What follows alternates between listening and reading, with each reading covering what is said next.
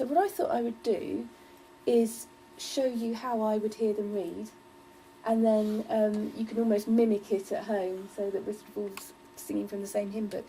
I forgot to say, I'm going to show you that and handwriting, and Miss Bloomfield is going to show you all about phonics. Okay, so that you're going to have two separate talks this evening. So your child will have received a book that's got a number 1 in the corner. All our books are book banded, so the book bands are actually colours, and the numbers are reading recovery numbers if you're interested. So they'll start on level 1, and then level 2 is also pink, and then they'll go up to level 3, which is red, etc. And they'll keep on these until they get to line level when they're in about year 2 or 3, and then after that they'll start to have what we call real books, but all sorts of other books too. But we at St Barts we have a huge range of reading schemes, because every child is different. Some of them love non-fiction, some of them love stories, some of them love fairy tales. They're all different, and by doing it this way, they can sort of almost choose the book that they want to choose. So, but this is the sort of book they'll get right at the beginning. And what I'll do is I'll pretend that I'm teaching you how to read. So, like I said before, sit with your child, give them a cuddle, make sure they're not too tired. Maybe when they get home from school, after they've had their tea or something, or even in the mornings is quite a good time, because they're a little bit more awake then.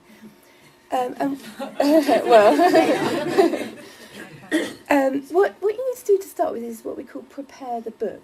So you'd look at the front cover together, and you might talk about the picture. Oh, this book's called Come to the Circus. Do you remember when we went to the circus together? Who's he, and what's his job, and what are those clowns doing? And get them to really look at the picture and talk about it. As much language that you can use is, the early stages of reading.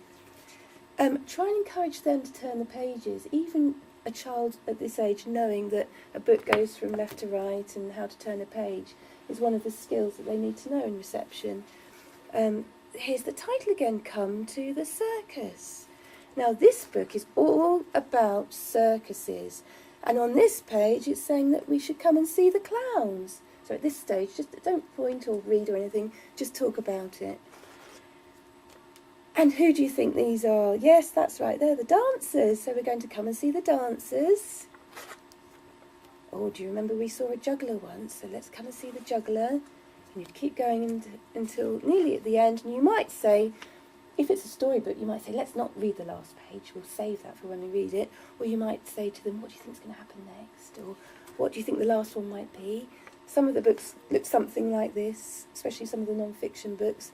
And it's a really good opportunity to talk about what's happening here. And there's a little label there. You can talk about labels. There are lots. Some of these books are really good. They have lots of ideas for you at home. So it's always worth having a quick look at that before you read with your child. So that's the book preparation.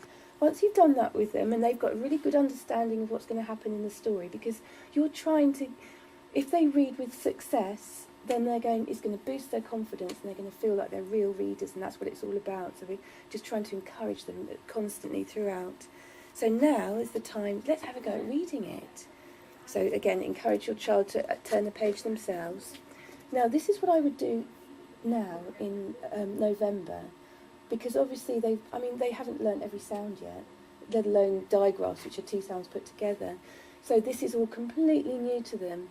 So what you need to do is model how to read. So you need to point with your finger and say, I'm going to read this page. This page says, come and see the clowns.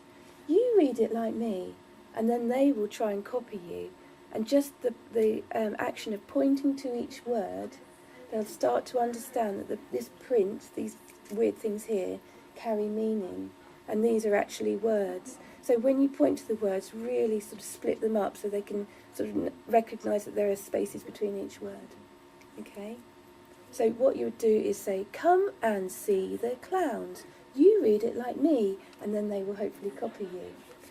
So, you might do this for the first 4 weeks or so, just read books like this, and you'll find that they just memorise them. They're really quick to memorise them, and they'll say, come and see the dancers, come and see the juggler. which is fine, and it's building their confidence, and they think, oh, I can read. That's perfect for this stage.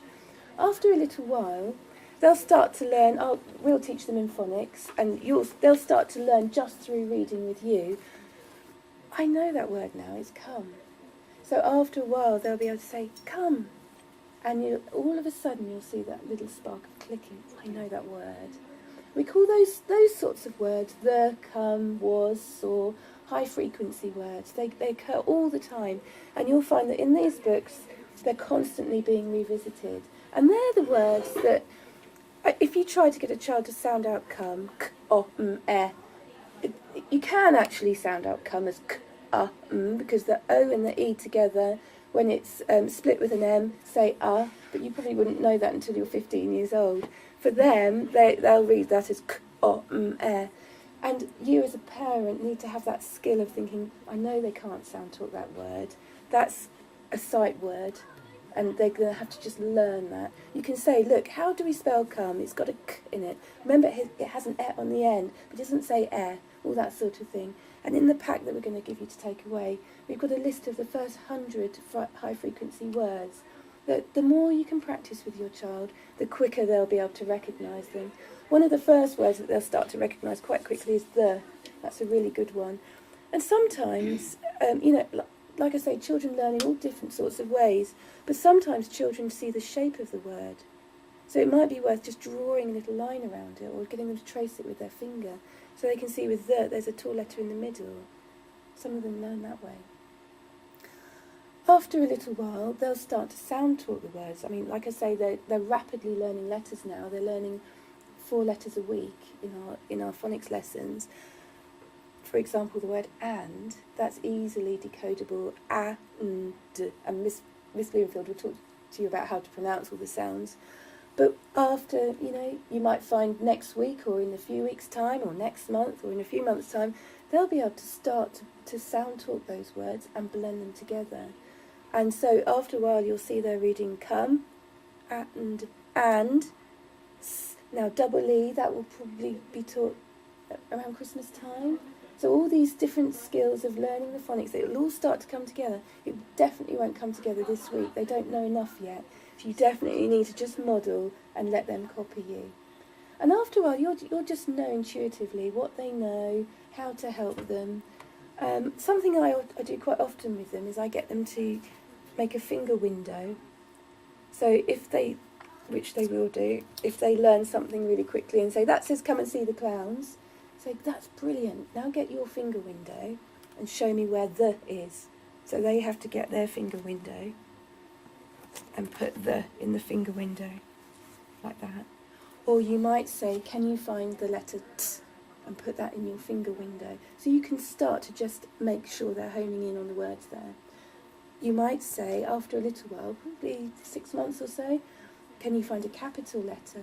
They become really curious about capital letters because they know their names. And I teach them the cursive style. But my name begins with K and it doesn't look like that, and things like that. So, if they ask any questions, try and answer truthfully. It's because it's beginning the sentence. And okay. And then the more you say that, the more they'll understand. Can you find a full stop and put that in your finger window?